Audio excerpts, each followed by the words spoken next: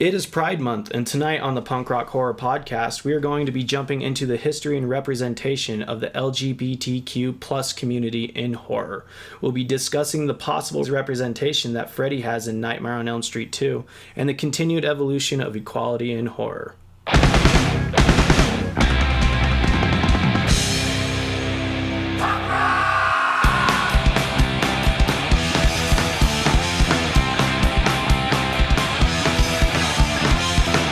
Welcome back, everyone, to the Punk Rock Horror Podcast. I'm Matt. I'm Cody. And today, we're here to remind you that we're back in person, alive and undead.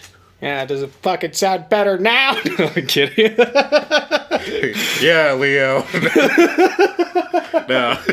No, I'll just excited. I'm excited to finally get back into some kind of normality and doing this in person, you know? Right, and also respect to Leo, too, because Yeah. he is our editor, he's our producer, so, you know, we fully trust him when he tells us, hey, you guys are sounding a little like shit. How about you just fucking do better, guys? He's like... Because it was just like, hey, do you know he's like, how do you guys normally record? And I was like, well, normally we do it in person because of reasons we can't. He's like, oh, okay, I get it. Yeah. And he's like, well, when you can, I'm gonna, you know, that would be really kind of cool. I was like, I get what you're getting at. We'll get it in person soon here. So yeah, really we do. We love the shit out of Leo. He knows what he's talking about, and we trust him completely. That's why we brought him on to be our producer and exactly to help us sound good and make us sound nice and, you know, home-warmingly, you know, lovable. Yeah, we can sound like the fucking Lion King. Just get it? Because Leo. I had to get my one really bad line joke in there. But now we gotta definitely do like kind of like those like soothing like late at night voices like, welcome back to the Punk Rock Horror Podcast. I'm Matt. I'm Cody. And today we're here to soothe your ears into Slumberland. Here's our first track, Z's and Squares. Z's and Squares? Yeah, I don't know. I was like, you know what? I could get down to that. I'm like, all right, it's bedtime. Let's listen to some Z's and Squares. Okay. And it's just like, it's just a guy drawing squares while saying Z over and just Z, Z, Z, Z, Z, Z, Z, Z, Z. Actually, it's kind of hard to draw a square while saying Z because I want to draw a Z. Now I challenge everybody to draw a square while you're saying the letter Z. Z, Z. Yeah, like continuously or repeatedly. You got to do it. Send us your best looking square. Someone's just gonna go on a tirade and just like, it's just all W's. You know, but I will give it to the ghouls and gals, creeps, spirits everywhere though, because when we do ask them to send us stuff, it does happen. I actually someone who's a good friend of mine who's also a fan of the show, goes named by Tony, actually did send me a picture after the whole Chernobyl incident. He's like I wasn't able to, so he sends me this fucking picture, right? And he's just like, so I wasn't able to Photoshop Cher in Chernobyl, but here's Cher at Barnes and Noble. And I'm just like, I was like, it counts. Yeah, you know what? Fucking Barnes and Noble's the Chernobyl of bookstores. Fucking just blew up and came out of nowhere. So I was like, oh, okay, that's a good one. Yeah, that's good. That's what I should have said. That's PRHP approved. Yeah. Send us more pictures of Cher at Barnes and Noble signing books. You know what? I just want more pictures of Cher. Cher doing Cher things. Because Cher is a fucking badass. Again, I have a deep love for Cher. Straight up.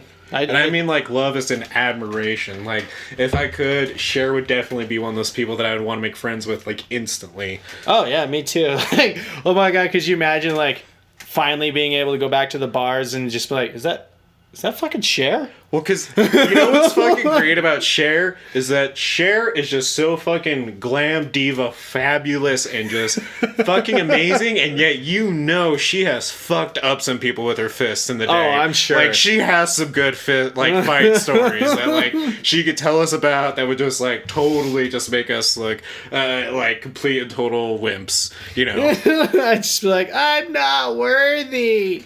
I'm not Cher-thee. So that That would be our fucking Wade and Garth moment. Instead of Alice Cooper, it's Cher.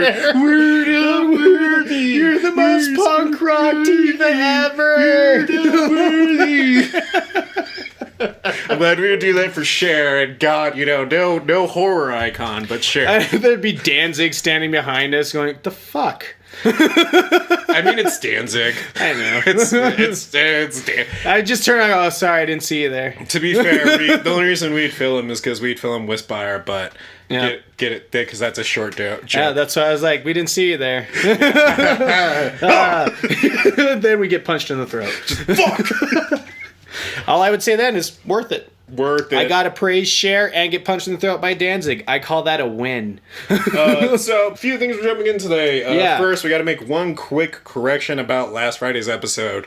Do you want to touch on it, or do you want me to touch on it? Kind of came to light for me when listening back on the episode during my review of the beginning of the House Invictus. Yeah.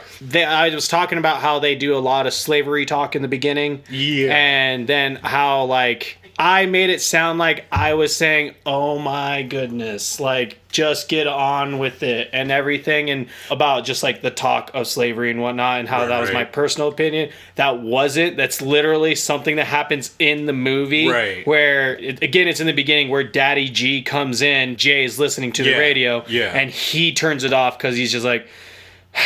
Because he doesn't want Jay to be hearing all this slavery talk, because you find out later in the movie why. Right. So it was a part of the movie. So I do apologize if I came off like, oh my God, that wasn't me. Yeah, no, that you were acting out what how Daddy G was feeling in the movie. Yeah. Like, you were literally talking about what he was doing. Yeah. So just a little clear up there. Sorry if that came off wrong. So, and then that's the only thing we really gotta clear up there. Yeah. With that being said, we have a huge episode today. We are diving into the proud, rich history of the LGBTQ horror film franchise. So today's a huge episode. Along with that, for the first time ever, we're actually doing call-in. So, real quick, the reason we didn't really promote this is because this is the first time that we've ever done this. So, the fan that we're going to be calling today was a lucky fan, and so we're going to be calling Danny here soon to get his input. But basically what's going on is, if you've ever wanted to come on the Punk Rock Horror podcast and actually speak your peace of mind, maybe give us a peace of mind about our own opinions of what we're talking about, well, we're now going to give you the chance. Please don't make all the comments be like, Cody, oh my God, I can't believe you're still trying to defend the Nightmare on Elm Street remake, even though I feel like I found the two reasons and I made my point, and you know what? I still stand by it. Aaron. I feel like they're going to come on here more likely to argue with you about ducks. That too. I'm still going to feed him bread. Point being, though, is coming up now on our Monday episodes, aside from this one that you are currently listening to, we are going to be doing call-ins, and we will be promoting that across our platforms. So make sure you are following us on Facebook, Twitter, and Instagram, so that way you can also be picked to be called in on the show. You will be allowed 10 minutes to speak your piece of what we're talking about, or maybe you don't have a piece to speak. Maybe you want to expand on what we're talking about. Yeah. Well, we are giving you that platform to do so, and it's going to happen, and we're really excited to do it. So, jumping into it today, though, we do have a couple articles that we're going to touch on real quick. So, because it wouldn't be a Monday episode if we didn't at least touch on two. First one is, this man has been in our lives for so long, and it's hard to not treasure him. He definitely cemented himself in our hearts as Frodo. Yep. And now he's cementing himself in our hearts as a horror icon in the making. Yeah, man, because his movie Maniac, which we reviewed here on the Punk Rock Horror podcast, is amazing. And coming out with seeing Elijah Wood as a villain, and a horror villain, it's so cool. Because he gave a glimpse in Sin City, and so I like that. Oh God, ran with it, the cannibal. Mm-hmm. Fantastic. And he has his own horror production company too that produces indie films as well. So he's a huge horror nerd, and honestly, he's another Elijah guest. So bad. I know, right? If we could get him on here, this would be fucking great. So bad. So, anyways, though, he is coming out with another movie, one that is going to definitely intrigue all of you true crime fanatics. Elijah Wood is set to star in No Man of God as an FBI analyst working with Ted Bundy. As announced by Deadline, the new crime thriller is set to bring audiences an inside look at Ted Bundy's life in prison before he was executed. The film primarily takes place in an interrogation room and draws inspiration from the real-life conversations that transpired between serial killer Ted Bundy and FBI analyst Bill Hagmaier, which is played by Elijah Wood. Rather than have the movie cover all of Bundy's crimes, this film takes a different approach, focusing on Bundy's relationship with the FBI and telling them about both his sins and himself. The film takes place between 1984 and 1989, while Bundy was still on death row. The casting of Bundy himself is still a work in progress at the moment, and in a various film adaptation, many actors over the years have taken on that difficult role, including Zac Efron, Adam Long, and Carrie Elwes. I think they should just cast Zac Efron again, man. No, seriously, man. No, I feel you. I feel you. I think he's such an underrated, like, serious actor. Like, don't get me wrong, I shit on Zac Efron a lot when he was first coming on in the scene, but after seeing him in the Ted Bundy movie that we reviewed here too, double plug. Like, it really showed his, like, acting chops, in my opinion, that he's not just another pretty face, funny actor. Like, he really has depth and he really has range. So I would say just let him have it and be on the big screen, you know, with a serious role. Right. Instead of just as good as it was, a straight to Netflix movie, you know? Right. Yeah, no. So we'll see how it goes, man. I mean, my love is definitely more with Robert Pattinson. I know he wasn't a serial killer, but I'm on the Pat train for sure. I could see that, especially after how him and William Dafoe did in The Lighthouse. Right. I could definitely see Robert Pattinson play serial killer. Hey, man, you know, I'll make the case. He's definitely come a long way from those Twilight years. I don't hold it against him. It helped him. It helped him make his break into fucking Hollywood, which is already pain in the ass as it is. You know, he did the fucking Lighthouse, which was phenomenal. He's also been in a lot of other great, you know, more indie type of flicks, which he was great in. I wish I could remember top of my head, but he was one that I really loved. It was on Netflix, and it was about him, and he has a brother who is, I think, severely autistic, and so, like, he, you know, is trying to make a better life for him and his brother, and he gets him involved in crimes, and so Robert Pattinson, so they're trying to, you know, rob this bank, and what ends up happening, it goes wrong, and so... Obviously. Or there won't be a movie. Right, and he's trying to figure this out so he could get his brother taken out of this care facility where they can move to their own home. It's actually really, like, really sad, but really kind of, like, in some ways heartwarming type of, like, movie. Like, it doesn't end well for Robert Pattinson's character, but it does end well for the brother. I wish I could remember. I'm gonna have to look it up here in a second. But one thing that we do have to touch on really quick, though. Yeah, speaking of Lord of the Rings and Frodo, it's with a very, very heavy heart that veteran British actor Ian Holm has recently passed away at the age of 88. Mostly known for his role and portrayal of Bilbo Baggins, he's also mostly known to a lot of horror fans, starring in the first Alien franchise movie, Alien itself, and it's a real shame. You know, other big names under his belt was 1981 hit Chariots of Fire, and you know, Ian Holm is definitely a legend. I mean, keep in mind in Alien he plays a cyborg, and you know that whole scene where it's just like that scene stuck with me for so long. Well, and that alone is a testament to his acting ability. The fact that we could forget that he was this cyborg, you know, this really dark omen in Alien, then became like a symbol of hope for who caused everything. A symbol of hope for Elijah Wood in Frodo. Yeah, it breaks our hearts to see another legend gone, and he will definitely surely be missed, but never be forgotten. And his work in theater and in movies will always be a testament to that. And it's a good time. Is that Robert Pattinson movie? Good time, thank you. Yeah, thank you. Sorry, not to take away from Sir Ian. I was like, found it. I was like, wow, poor follow up with those words. Good times. You could have picked a worse time. I know, but I had to say it or else I was gonna forget it. So yeah, I guess this is one of those moments. But our truest respects and regards go out to him and his family and all the fans who loved Ian Holm dearly. And you know, at least he's not suffering anymore from Parkinson's and everything. He's on another adventure. Absolutely. So jumping into it, going into our listener participation corner again today, we are talking about the history, the rich, fabulous history of LGBTQ horror. And it's just the LGBTQ like representation in horror, man. It was crazy. It's good. We got a lot to go through. But first we got listener participation corner. If you don't know what that is, this is the point where we will tweet out or we will comment or we will put on Instagram what we're talking about. We want to know your opinions. So jumping into it. Today we are diving into the history of LGBTQ horror and want to know what is your favorite LGBTQ horror film and why? What films should we review and make the case for? Let us know in the comments below.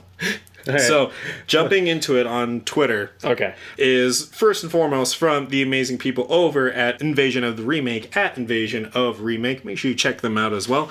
They commented, if Sleepaway Camp isn't somewhere on everybody's list, they are all wrong, which we absolutely agree, because I also fucking love Sleepaway Camp. That is a fantastic freaking movie.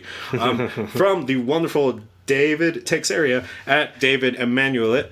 He says, what keeps you alive? And honestly, this is one that was dropped a lot. And I'm going to tell you, that was my first pick. But unfortunately... You were so disappointed when you couldn't watch it, man. No, there's no place to rent it. It's only available for purchase. Not saying I don't want to purchase the movie, but hey, you know, shit's tight, man. Yeah. Yeah. No offense. Yeah. It is a pandemic. It is, yeah, to be fair. It's from Creepazoid Kelly at Creepazoid Kelly. I'd like to recommend a horror short by Sam Wyman called The Quiet Room, a Quiet Room film. Amazing cast. The film is amazing. Bravo to all involved. So I actually did watch it. It's a very movie sounds super familiar. Yeah, I watched it, the short, before you came over. It's really fantastic. I'm going to tell you all about it. Yeah, I need to watch that. It's going to get an honorable mention for sure. Make sure you check out The Quiet Room. It's fucking fantastic. Creepazoid Kelly is absolutely right. From Pennywise at amlove_. Psycho Beach Party, which I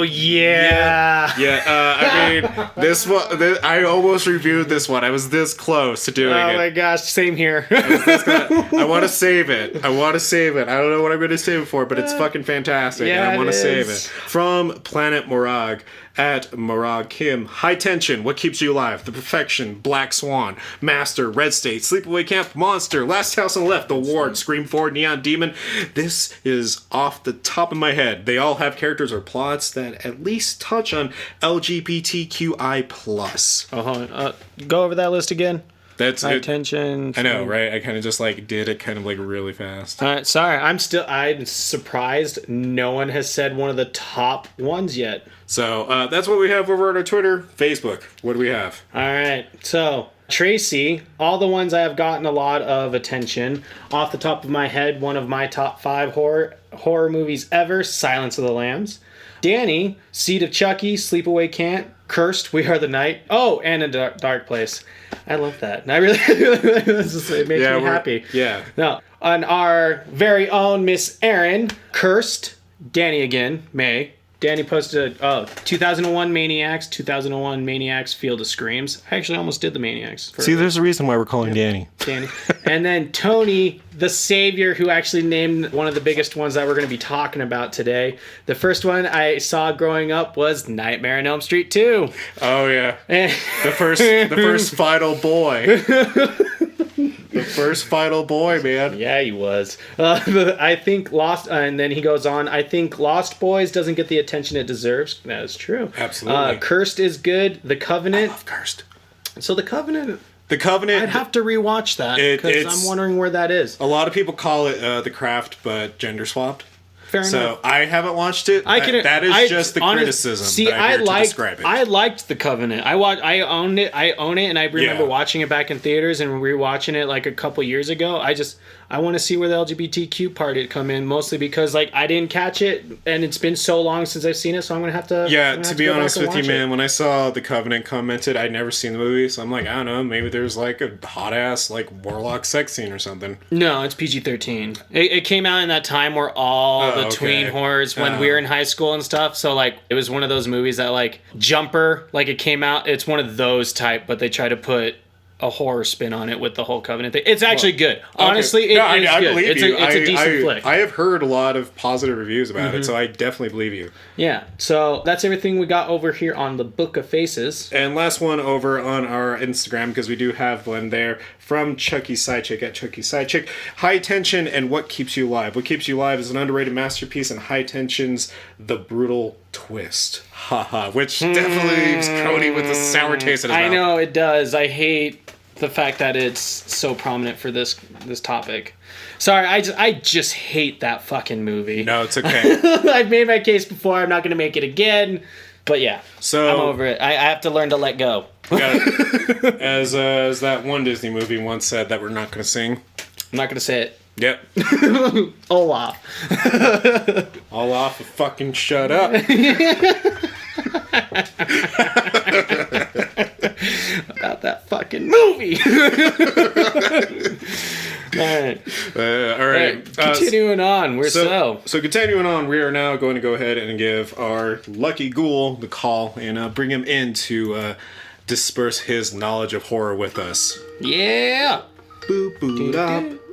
Do. Hello, Danny. Hey. Hey, Danny. How's it going? Almost fell asleep on you. Sorry, Danny. That's fair. You know what? We wouldn't have blamed you. If you're willing to still stay up a little bit, we thank you for that. And we'd love to bring you on to talk about some horror with us.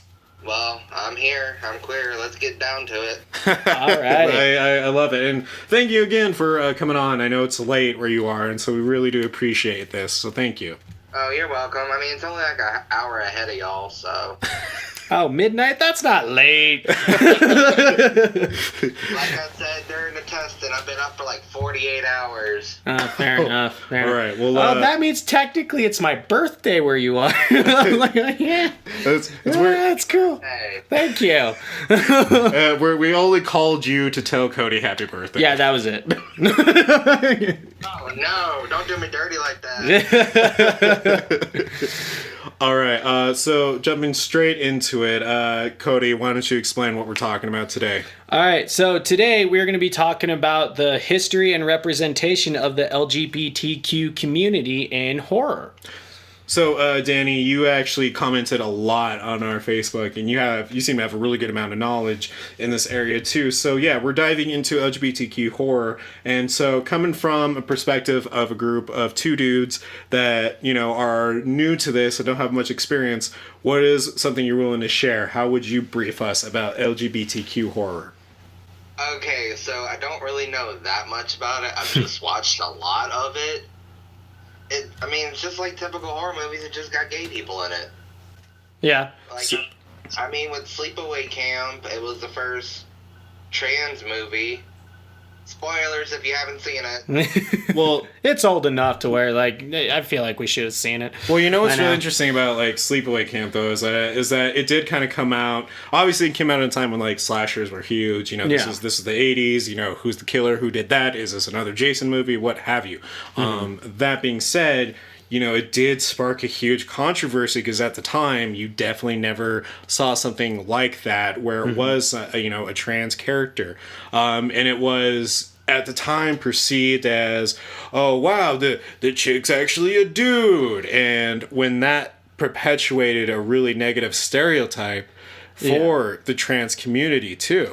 Yeah, well, it's from everything that I researched and stuff too, because especially in the early horror movies, anybody in the LGBTQ community was always very villainous. Yeah. There was, because it's just like premarital sex in those movies, it's a sin. And so, generally they're depicted as either the villain or getting horribly murdered, for no other reason than being part of the community. And when we look at it like that, we do see a lot of situations where kind of not as much of a horror thing. But if we look at cartoons like the Powerpuff Girls, him, was even, kind of made to be... I thought him was sexy. Dude, was the boots. One of my... It was the boots. Nah, the fur, man. The fur coat. It was the legs. I'm a leg man. No, fair enough. No, man, I liked him. I liked him. He was one of my favorite villains in there, mostly because, I liked how him carried himself. Yeah. You know what I mean? Like, it was always up. I'm a prince, or like, I don't know. I forget how he like always like claimed himself to be. He's a diva. Yeah, no, Yeah, I know, but I he's forget. like, no, that's how he carried himself. He was he carried himself as a diva. Yeah. He was the RuPaul of Powerpuff Girls. I would no. He would probably be more like the Divine. Okay. Okay. Yeah. I like that. I like that. I'll go with that. Him was the Phil. Yeah. Okay. He would get down and dirty. Saying nothing against RuPaul because I like RuPaul. But RuPaul has people do her dirty work for her. Oh man, this is now the second time we've had shade. I feel like throwing at RuPaul. I really do. Weirdly enough, on this podcast. I was like, and I like RuPaul. I do like RuPaul. I her a lot. Like, Yeah. I work at Goodwill, and I ended up buying a book they had there about her biography. Mm-hmm. I learned a lot about that woman. I feel like we're gonna have a whole separate episode, The Horrors of RuPaul or something. That's a bad title. I don't know what would be a good title for it. So earlier when me and you were messaging Matt, Yes. I was actually watching Scream Queens. Okay. Uh-huh. That's technically considered part of the LGBTQ plus community, or the horror genre. Yes, and I'm really glad you actually brought it up, Danny, because Scream Queens, we even reported it on Instagram about the fact that they might actually come out with another season if there's enough interest in it. And it's just, what I find really interesting is that when it comes to horror, there's usually a specific subgenre of horror that a group of people can kind of feel aligned with. Right? So I guess what I mean is, if you are somebody who's into very gothic type of nature, or, music, or just that type of culture in general, then there is a subgenre of horror that is going to feel at home with you. Yeah. Or if you are, the psych student that loves, just the macabre type of true crime stuff, obviously psychological horror. But what I find really interesting is that a lot of times in the LGBTQ community, it seems to be that mostly slasher subgenre themed horror seems to be kind of the go-to for a lot of LGBTQ, and I wonder why. And vampires. And vampires too, yes. To be fair, Lots. vampires too. Lots of lesbian vampire films. Danny, do you agree with that, or would you like to elaborate a little more? Well, I know what Cody said about the vampires. There is a vampire movie from the 80s. It's got David Bowie in it called The Hunger. Oh, yeah? Yeah, that's... When I was looking up lists to make sure I didn't list any that weren't, I was kind of shocked to see that The Hunger was in there. Okay. I feel, yeah. Sorry, excuse me. I was drinking some of my tea. So The Hunger with David Bowie is another one of the... is in this list, and... Yeah, so I'm trying to remember the exact plot of The Hunger up top of my head, and I don't know why I'm just struggling with it at the moment. But I also do know that David Bowie is a huge icon as well within the community too. And so, when it comes to like Scream Queens, when it comes to The Hunger, there is definitely like this focus, I feel, on like a specific theme that is very relatable.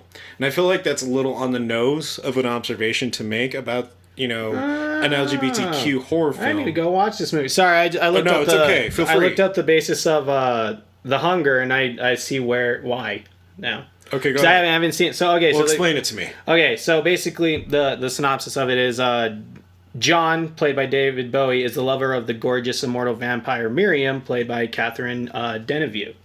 And she's been led to believe that he'll live forever. But then as he starts getting sick and deteriorating and everything, Miriam wants to seek a new companion who happens to be Susan Sarandon.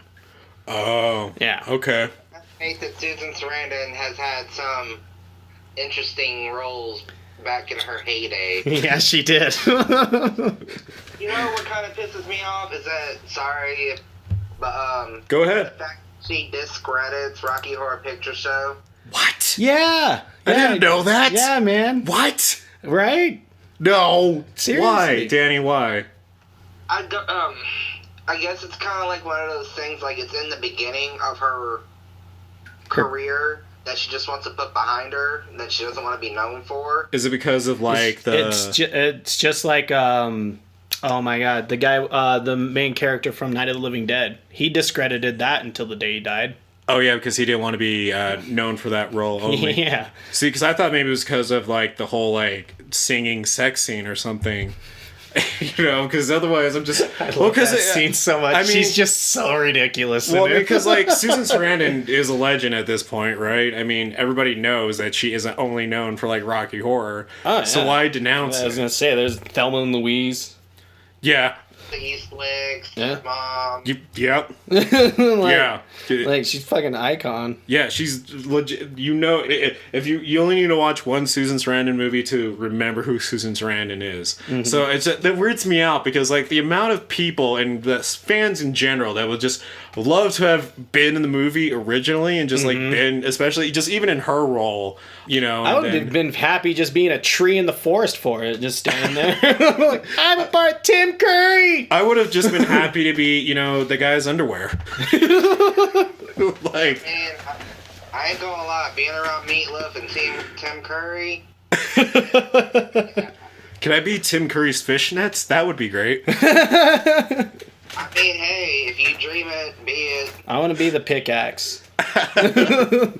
We're just getting more inanimate on this. I want to be Frankenfurter. I think we all want to be Frankenfurter on the inside some days. Everyone does. At least once in your life, you want to be Frankenfurter. Well, Danny, you are definitely the Frankenfurter to our life when it is coming to this podcast. That mean I fucked y'all's head up? So much. I mean, you know, we can't talk about that like on recording. I'll message you. No, for real though, thank you, Danny, for coming on and hanging out with us. Want to give you a quick shout out again. I know you have your own podcast as well called At Your Darkest. I don't know if you want to plug that or anything, but I do want to just give you another props to it. It's a great show. Everybody, if you haven't listened to it yet, please check it out. Hell yeah. I'm on Anchor. Matt told me I'm on, you said iTunes? Yeah, I found you on iTunes. Whenever, when they just showed me all the platforms I was on, and I was just like, because I put myself on Castbox. Mm-hmm. That's actually how I listen to y'all, is through Castbox. Oh, cool. Yeah, it's kind of interesting where our content just gets spread out to. Yeah, it took us 5 recordings before we figured out that we were on Spotify. It was a month in, and then we get a message from Spotify like, "Hey, how's it going?" We're like, "Wait, we're on there?" Yeah, that was odd. Again, check out At Your Darkest. It's on iTunes, everybody. It's actually available in a lot of other places as well. Just search it up on Google, and you will find it. Thank you again, Danny, for coming on and hanging out with us. We really appreciate it. Hey, y'all have a good night. You have a good night as well. Danny. Get some rest. Back on the hard side, dudes. Check you then. Cool. Right on. Great guy. Yeah, great guy. Yeah, I love it when we can actually communicate with a fan, you know, in any sort of facet. And I'm actually looking really forward to doing more of these call-ins and bringing more people on at a time to not at the same time, but like one after maybe the other. one day. Yeah, we'll see. Yeah, we'll see if we let the floodgates open and just let everyone have it at us. You know what? Fuck it. It's your show. I'm retiring. Look, okay, there's 6 of you. You all get 10 minutes each. And go. We just see everyone else will hear is just us sipping coffee in the background, like. Boom. That's an interesting point. Talk about Evil Dead. Halloween. Talk about Evil Dead again. And that's how we ruin that really quickly. And everyone's like, all right, don't call it that show. And fuck these guys. But yeah, shout out to Danny. If you want to jump on the show and call in as well, or be called in to give your own opinions, make sure you are following us on Facebook. Search up Punk Rock Horror Podcast. Our Twitter at officialprhp, our Instagram Punk Rock Horror Podcast there as well. But continuing on with the subject of today, Cody, keep it going. Keep us on. Keep it on. Yeah. So, honestly, it's actually been a really cool look into horror, just seeing the LGBTQ representation in it, because it's actually been around a lot fucking longer than people realize. Oh, so, yeah. I, just like side note, I did my own little research. I didn't realize this goes all the way back to, like, from what I could find at least. I don't know what Mary you have. Shelley. Yeah. I found all the way to 1930s. Oh, no. Mary Shelley. Oh, really? Yeah. So Mary Shelley's Frankenstein and Bram Stoker's Dracula kind of, like, seeded the whole thing. Mostly Frankenstein. So the reason why I say mostly Frankenstein is because they always kind of, like... They started it off with the sexual tension between the monster and its creator. Yeah. You know what I mean? So, like, even though, you know, the monster saw Dr. Frankenstein as, you know, father and stuff, like, but, like, when he was, like, also about to kill him, like, the monster couldn't tell whether he loved him or he hated him. Right. You know what I mean? Because it's two sides of the same coin, love and hate. Right. So, like, that's where it's kind of like the seeds of LGBTQ community and horror kind of started off, was with these stories. And in Bram Stoker's Dracula, I mean, there's the multiple wives. So, of course, they're going to have sexual tension between themselves and Dracula, you know, because having that kind of relationship with one dude and three females, it's not like they're not going to do anything. But, you know, so it's those seeds in there. So the reason why I bring those up is because... most film enthusiasts and stuff like that try to usually claim the movie 2004 film Hellbent as the first LGBTQ horror. So I was trying to, like, my brain was thinking, my mouth didn't want to open. So like, that's kind of how it went. But mostly because, like, it starts off with a huge bang where the killer, who's the male killer who's shirtless, cuts the head off of after a gay couple as they're mid fellatio. So it's a little bit like, it's like, so I'm making fun of it because it's not that great of a movie, but no, it's just also really fun. I'm just imagining, no matter what, like, whether it's as long as we're laughing within the right reasons, then it's okay. Yeah. So I'm just imagining, like, just someone getting their head cut off in the middle of it, and the person's freaking out with the head still in their lap, just like from Hatchet, when the dude gets his head cut off when he's doing the girl from behind, and she thinks he's still going. Like, that's what I was imagining. We're sending. No, I can't say it. Well, I can say it now because it's past. But we sent that movie as a mystery movie to a lucky listener. Oh yeah. To one of our mystery boxes. So somebody got. Well, joke's on you. Is Hatchet 2. Was it Hatchet? Hatchet 2 is when it happens. I'm sorry. I got everybody's. Well, they probably know by now. Like, joke's on you. They're like, what are you talking about? There wasn't that sick ass scene. Are you sure that's not the first one? Yeah, dead serious. The first one gets the dude his head torn back. Yeah. And then the second one, it's that sex scene. I guess I always just assume it's like the same movie. The movies are continuous. Like, it literally the second movie starts literally where the first one ends. That's probably what keeps tripping me up. Yeah, so, because not gonna lie, I had those moments too. But away from Hatchet, getting back to the stuff. Yeah, so Hellbent was considered the first one, and then of course, like, it got found, you know, more research went into horror and of course, you know, into this community and stuff, and you found traces of it dating all the way back to Dracula and Frankenstein. You could also kind of blame Dracula for why we got freaking just lesbian vampire films out of the butthole. I mean, like we talked about with Danny when he brought up The Hunger, but just like that whole thing of just like, seriously, if you look up LGBTQ horror, like, it's just going to be all kinds of like low budget lesbian vampire films. There's just a shit ton.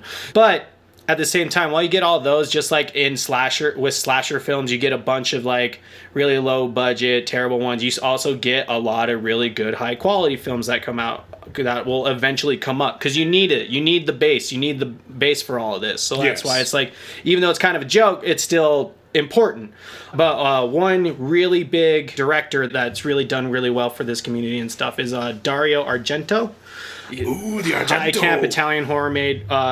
He's made a lot. He didn't really help. He made a smorgasbord of the lesbian vampire films. I got that a little mixed up there in my notes. It's okay. Anyways, it's okay. He kind of laid that groundwork for everything, and then films like Jose Ramon Lazara's Vampires or Ray Austin's Virgin Witch, they're also really heavily laden with lesbians in their horror movies and anything like that. And like, honestly, like in the beginning of all this, like it felt like they were mostly just trying to make softcore lesbian porn, just sprinkled horror in it, because it's a little easier to get away with that stuff in the horror genre, you know, because just make it rated R. I can show titties and a little bit of sex as long as there's blood along with it. Funny thing you mentioned that, because Joe Bob Briggs on one of his recent episodes that's available on Cheddar. Hey Cheddar, when are you gonna let sponsor the show? Come on, fucking make us an official podcast under you. I would cry. I know, right? Oh man. But for real, he actually did talk about the unique balance of nudity and horror, and he actually, I wish I could remember the full speech he said. Yeah. Because it was actually really kind of smart, why it's there. Yeah. Because it's mostly like a distraction tool. Yeah, it's kind of like... I mean, he goes into way more detail about it, but it's like mostly a distraction tool. Nudity is in horror films. That makes sense, because it goes back to when... Oh my god, I can't believe I'm forgetting his name. Oh, who? The last guy we had on here. My who? god. As a guest? Yeah, as a guest. Danny? No, not Danny. the other the book writer, the podcaster who we interviewed at the beginning of the pandemic. Oh, here, I got it, man. God damn, I can't... But anyways, he brought up the You mean Joe? Yeah, Joe. Sorry. Jesus, Joe. Sorry. He brought up a really good a point in horror, how you need a little bit of... the perfect horror movie has a little bit of comedy, because you have to break up the tension, or else, it's just all on your seat, and you can never get that jump scare again, because you're always expecting it. Yeah. So that would explain the nudity. It's like same thing. Shout out to Joe Valen and the Mighty Pen podcast, by the way. Again, sorry, Joe. I totally spaced that. It's okay. I felt terrible. It's okay. We're riding on good energies. This is the first time that we've been able to record in person since fucking April. So. Yeah, I know. So, like we also talked about a little bit earlier with Danny, how the LGBTQ is represented as like a major sin, just like premarital sex, where if you're more than likely, especially now, which I'm going to say my piece about how I think it has evolved really well now, and yes, there still needs to be more towards the LGBTQ community representation in movies in general. Right. But for horror, I feel like it always handled it the best, mostly because the way I see it, again, this is a kind of personal. The way I seen it is because in horror, when there's always that Christian undertone in the beginning, like before in all the old horror movies where premarital sex, you're gonna get killed. Smoking a doobie, you're gonna get killed. Have a beer, you're gonna get killed. Be gay, you're gonna get killed, or be the killer. Like that very old, old extreme religious. Yeah, that's religious undertone. Yeah. And so back then, that's where it always was. Just like we talked about Sleepaway Camp, where the twist was it was a transgender person was the killer. And then when I was super excited because Tony brought up Nightmare on Elm Street 2, like that movie, again, it was in the 80s, where the tropes of horror was any of the 7 sin, anything that's considered a sin is going to be killed. Yeah. Yet the whole entire point of that movie had such a gay undertone. Oh yeah. And it was so overt, even though the director denied it for so long. Well, and just on top of that movie, dude, again, it's like the first fucking film to actually have the final boy, not the final girl. And why that's fucking important is because we were so used and predisposed to the one virgin girl living at the end. Having regardless of the fact that she has a terrible taste in fashion or whatnot. And that is literally a personal slight for me. Shoulder pads. Look, man. I called out I always forget the hero's name in Killer Clowns from Outer Space with his shitty taste in fucking sweaters. I'm gonna do the same to the opposite sex as well. Okay? No, I'm fucking equal opportunist here. Point being is that I'm just saying some of those 80s looks fucking on point. Love it. The other ones could do without. Yeah. Shoulder pads. But anyways, coming back to it, still, it was a monumental thing to have. It was a monumental thing to have a final boy, and you could argue that technically, in some facets, Night of the Living Dead had that, but it doesn't really count in this context because I don't count that because he wasn't a teenager. I was more so going to say because that's mostly about zombies, and this is strictly like slasher, although it is within horror itself. has a different tone entirely to it, and a different theme entirely to it. Again, that's why I say it's because it wasn't a teenager. Because whenever we say like the final girl, you're like, oh yeah, it's the 16-year-old that's played by a 30-year-old. But that was a weird time for fucking like movies for a minute there, when it was like. So can you fucking imagine them doing that with Tom Cruise and him pretending not to pretend he's like in his early 20s? Well, yeah, that's why the big joke of 21 Jump Street was the fact, aren't you too old to be in high school? I can see your crow's nest. Yeah, but yeah, so like coming back to like Nightmare 2 with all that undertone and everything, and like and just like Freddy, like his lines and everything, like I want to be in you, Jesse. Yeah. Like, and you know what's funny, man? Stuff like that. It's good because even though the director may not have intentionally made it like that, and it came out like that, it was good because it pushed forward the LGBTQ community and how their representations in horror can be. And it doesn't, and like, yes, it still stuck to the trope of like, oh man, Freddy might be gay, he has to be the villain. This is before the terribleness that the one big terrible thing that happens in the remake of, and again, go listen to my review about it of why I believe I cracked the case of why everyone hates it so much. That calling's gonna happen. Mm-hmm. Well, someone's gonna call and argue with you. I know.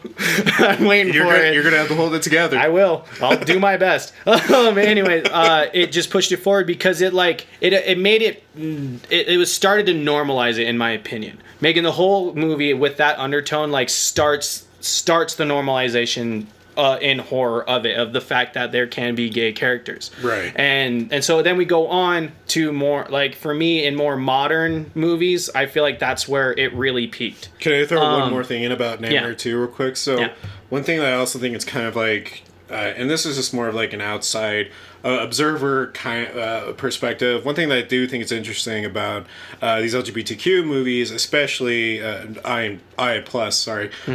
especially with Nightmare on Elm Street 2, is that going back to your line of like Freddy saying, I want to be in you, like, the plot is he's trying to find a body to take host of. Yeah.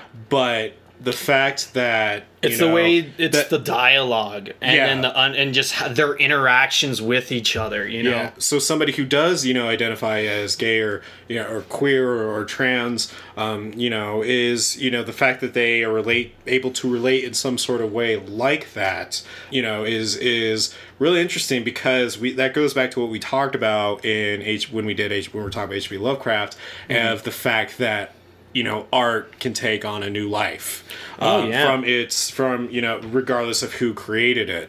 HP was a racist, but everybody took Cthulhu and the Elder Gods and that whole mythos away from him and made it its own thing, expanded on it, and made it popular on its own. Oh yeah, and when we talked to his group of friends, oh my god, I can't remember, Robert E. Howard and all of them, they knew he was racist and stuff like that and anti-Semitic, even though they were Jewish. But they're like, we love your idea, can we run with it? And he's like, yeah. And they made it better. I never knew I'd be confronted by that, but I just think that's really interesting because to me that explains to me as an outside perspective why there's so many other horror movies that are taken and seen and able to identified as elements that either touch on or fully are about LGBTQI plus individuals. And so that, makes me understand, the Babadook a little bit more and makes me understand the case for Hellraiser as well. The Babadook. Did you ever hear about Hellraiser? How that is, viewed in the LGBT community? I saw it. I didn't read that one because I got a little too caught up in another one that I want to talk about. So I can add it in real quick. Yeah. So basically what it is that, and I'll try to sum it up as best I can, is that they're into chains and leather, which is very known for BDSM, and BDSM is supposed to be the next height of pleasure as well, which is also very huge within the community too. And so that's why it's associated. And I was like, see that? Holy shit, you got a point. And you know what's also funny about that? Yeah. Demons don't discriminate. Well, Satan here just let you know I'm all about orgies. Yeah. Well, and then, I mean, come on, Satan, I can change. Crucifixions and plagues, that's God's department. I'm all about them chains, whips, and sex. Good times of rock and roll. Yeah. But my last comment on Nightmare 2, though, but like that I read about, and honestly, I really agree with the opinion, is, you know, the fact that, you know, there's all the gay undertones, Yeah. and it's all about, you know, Jesse is supposed to be also be butting into his sexuality and stuff. He's a teenager and whatnot, just Right. all his hormones are hitting. So he might be confused about his sexual preferences and stuff. Yeah, he has his love interest, which is a girl and stuff, but like that's the thing, is that from my experiences of stories that some of my gay friends have told me about them coming out of the closet, about before they came out of the closet, that's how they felt. You know, they had girlfriends, but they said they always felt like there was this little like monster in their head telling them this is wrong, because they were taught for so fucking long that being gay is wrong. And so that's where I can see the comparisons for that, because Freddy is the demon in his the demon in his head, quote unquote demon. No, being gay is not demonic. No, I'm just the listeners know you're talking about. Yeah, You're referring just to making sure, because Freddy is a demon. Yeah, like, just so making sure. being, So, you know, he's the evil voice in his head saying, like, you know, you might be gay. Yeah. Quote unquote evil. Again, it's not evil being gay. Sorry. Well, no, but you know, that's how he felt, you know, because back then that's how you were raised, that's how you were taught. Being gay is wrong. You either need to date the opposite sex, right. give me grandchildren. Yeah. And then Jesse might be going through, I need to date her because that's what I'm taught, that's what I was told, but there's this thing inside me that I might be wrong, like that being with her. So going on, but that's one of the big cases, and that kind of spoke to me. I was like, oh, that, you know, I could relate to that in the sense of having that voice in your head saying, like, you know, this might not be right, this might be wrong, you know, type like thing. Expectations growing up in a background where you have a set amount of goals that's already predetermined for you of how you need to live your life. Yeah. And it is different. Coming from completely. But like not being gay, you know, obviously we can sympathize but never fully understand that struggle. But with movies like Nightmare on Elm Street 2, we can understand the voice in our head saying, like, you know, for instance, when me and you were struggling with our weight, you know, we never recognized in ourselves that we lost weight, while everyone else is telling us, you know, you lost weight, you look good, you know, but we had that voice, so that's how we can empathize with that to an extent. And with Nightmare 2, we can now actually put an image to what somebody who is closeted, you know, is talking about. And, you know, of course, we're never going to be able to fully understand what that's like unless you have been in those exact shoes. But if not, you know, being able to watch something like Nightmare on Elm Street, especially, and I'm just going to kind of somewhat pander to a more ignorant mindset here, does make it easier for you to open up your mind to it. Now, keep in mind, I'm not saying we're ignorant, but I'm more so talking about of that there is, you know, a pressure of wanting to come out to someone, and so being able to maybe watch a movie as kind of a way to have this dialogue and this communication. I mean, you know, it could be a safe method, because the fact of the matter is that horror is legitimately the safe place for every single individual, regardless of your background. If there's something that is haunting you and you need to get it out through a horror film, there's a horror film about it. You can find it and you can relate to it, and it's just more reasons why I love Nightmare 2. Exactly. And so going from one really famous franchise to another, the Hannibal franchise, I really want to talk about this because I read a really good article about this. All right, bring it. So, I don't know if all of you know, Hannibal's gay. Yep. Just gonna say, coming out. They make references to it in all of the movies and everything. And if you haven't watched the amazing fucking TV show that is now streaming on Netflix, go watch it. It's Hannibal. Yeah. Called Hannibal. They really go in depth on his sexuality and the fact that he is gay. Because if you remember right in Hannibal, the movie, they make references from Gary Oldman's character in the wheelchair. He talks about how Hannibal deformed him and everything, and he talks about them, the sexual tension between them, and they were interested in each other and stuff like that. From what I remember, I need to go back and rewatch all of them again, but like that's the only reference they give about Hannibal's sexuality. And so, and then of course everyone truly believes he's, they play it off that he's straight in Silence of the Lambs because of his interest in Clarice. But it's more, with Clarice, it's more of an intellectual thing than a sexuality type thing, because if you watch the show, it really develops like his feelings for, oh my god, I can't remember his name, but the main detective of the show. And so it really goes in depth on, like, does a really good job of showing Hannibal's sexuality, because instead of just doing a one-off type thing where he's like, hey, I'm into you, and he gets shut down, and then that's it, and that's all they talk about is sexuality. Yeah. They play it off, and they film it and do it just like if it was a heterosexual, relationship. They don't pander to it. They didn't pander to it, no nothing. They're like, you can replace either of these characters with a female and have it a heterosexual thing, and it would still make sense. And I feel, to me, that spoke way more waves than in a lot of other movies where they pandered to the sexuality in the LGBTQ community. Because again, this is my own personal opinion, that shows that's the biggest step towards equality, because you can replace them with that. It makes it normalized to where if I wanted to go watch an action movie where it starred two gay leads, I'd be totally cool with it, because it's like, it doesn't matter about their sexuality. They like, that's who they are. That's who that character is. They are gay. That's who they are, and it's and they don't pander that. They're just like, it's normal. And another good example to expand on what you're talking about is so the new season of F for Family is out on Netflix, and that's, oh god, I need to watch it. It's great. I fucking love that show. But before we go on a tangent about that, it's done in a very satirical way of how the 70s was back then, and so in a few of the episodes they have this like satirical take on the fact that shows back then were very on the nose of pandering to certain demographics, and touching on very prejudiced, racist cliches and homophobic cliches. One of the homophobic ones being they have this parody show called like Bruce Again, and it's all about the neighbor who is gay, and that's literally his whole thing is just being gay. And so like coming back to Hannibal, it's that now obviously that's a joke, but it's a joke of shows that were legitimately doing that were doing that,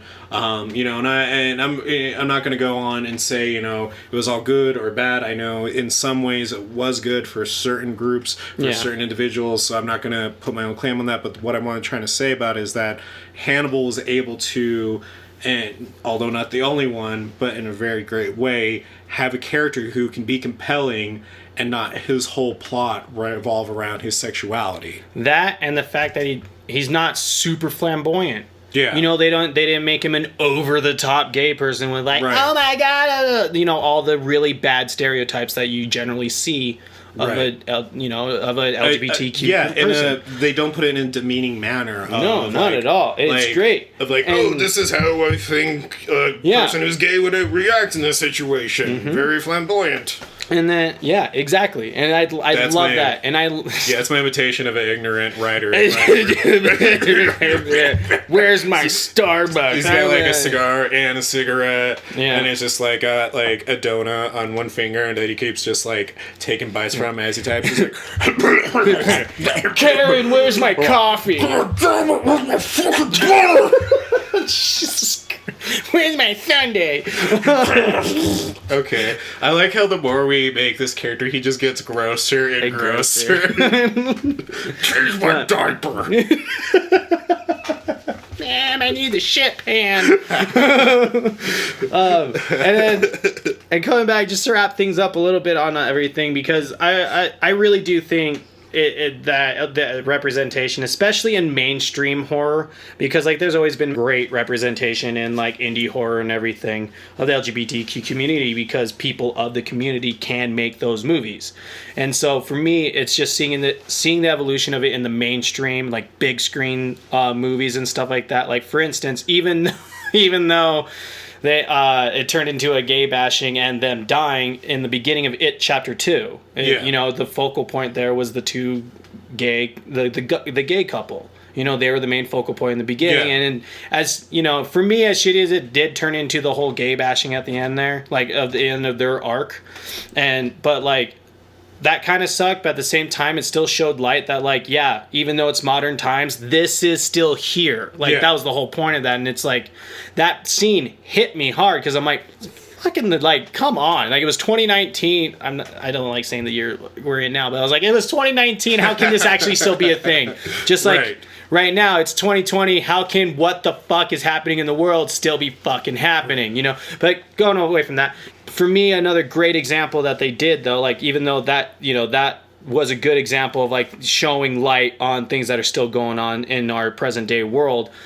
My favorite movie ever, Anna and the Apocalypse. Third plug of the show, I think. Or is that fourth? Anyways, Anna and the Apocalypse.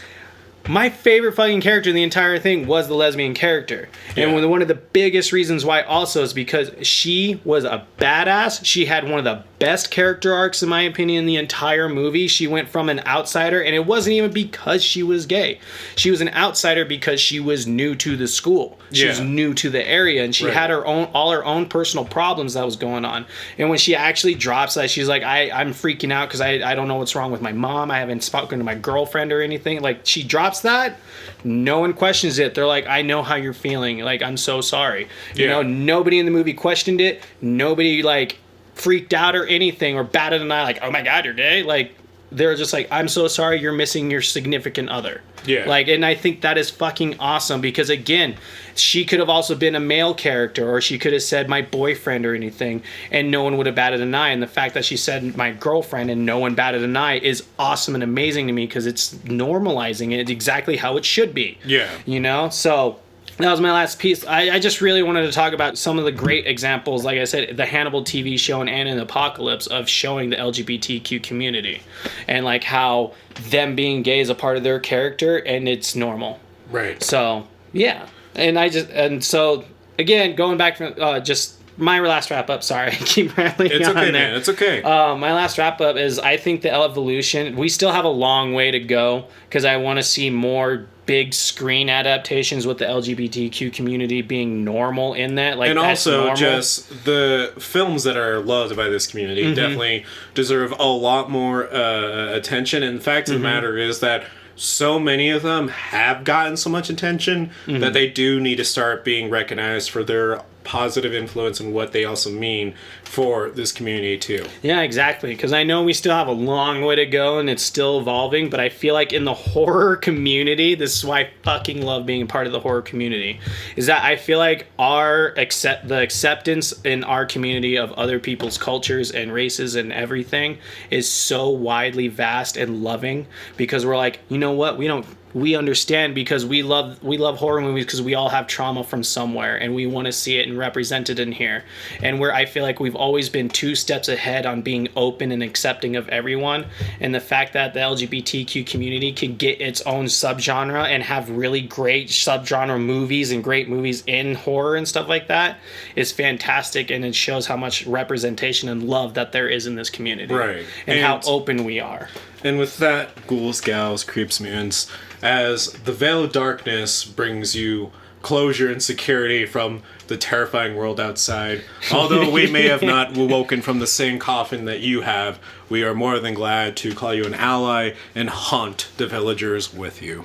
That being said, burn the village! Burn it down! And then we just save the witches, burn the village. We're going to take the mic and the laptop and we're just going to like start making Molotov cocktails, throw it into the buildings, and then make a bad name again for, you know, podcasts. Actually, I think it'd be the first time ever. I don't think there's ever been like a terrible name. A local Denver podcast duo decided to go off the wall and just started chucking Molotov cocktails made of their laptops and microphones. When asked why they did it, they said to make sure to like and subscribe and leave a 5-star review on iTunes. Not gonna lie, you'd still, if that actually happened, you'd still see me freaking out in the background, just throwing shit, people trying to tackle me, and you'd be staring at the camera, just trying to keep a straight face, like, please like and subscribe us at the Punk Rock Horror Podcast. We got merch. Like, trying to say it like as fast as you can before they would cut the camera off. Oh, fuck. I would totally put our mugshots on some t-shirts. You know I would. You just still see me going, fire!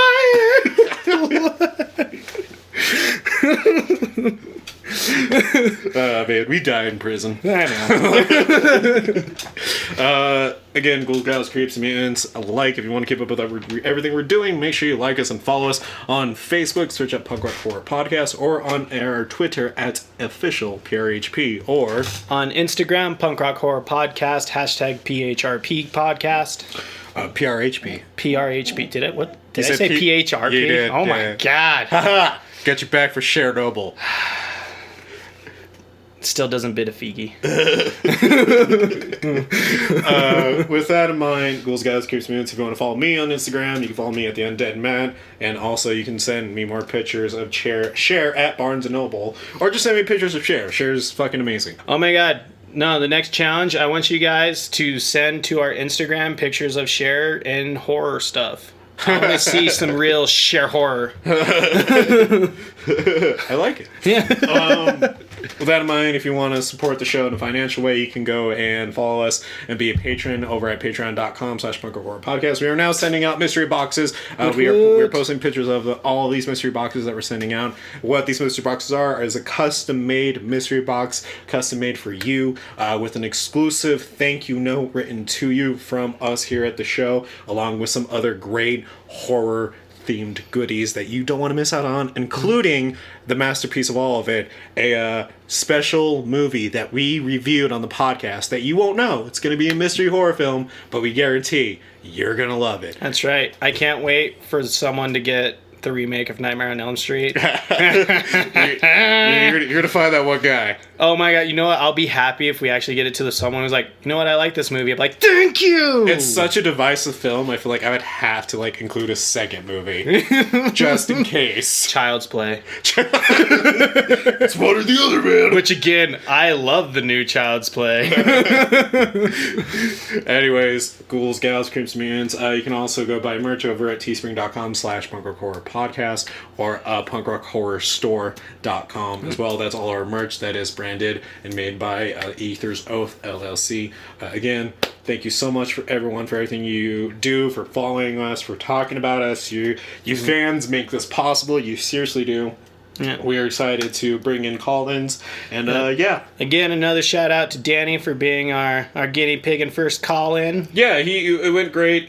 He was nervous, but we're going to give him some great applause because he was a trooper about it. He was a champ, and he definitely brought some great talk. And also, again, it's just saying it out there. Don't ever hesitate to reach out to us, Ghouls and Gals. We're not as scary as we sound. I promise you that. I might. Check out At Your Dark... Cody probably will. Check out At Your Darkest. That is Danny's podcast. It's a fantastic one. I checked it out. There's a lot of potential there, and Danny as well. I hope you do continue with that. And again, keep up with it, man. You're and doing great. and the same goes to all of you, Ghouls, Gals, Creeps, and Mutants. Whatever you are doing, whatever content you are making, whether it is horror or if it's not horror, just know this, that you got to care about it 10 times more than everyone else around you. And if you're a fan of the show, I know you're a fucking badass and you can do it. So don't stop doing what makes you happy. We're going to end on that. Thank you again, Ghouls, Gals, for letting us talk about horror with you. Bye. Bye.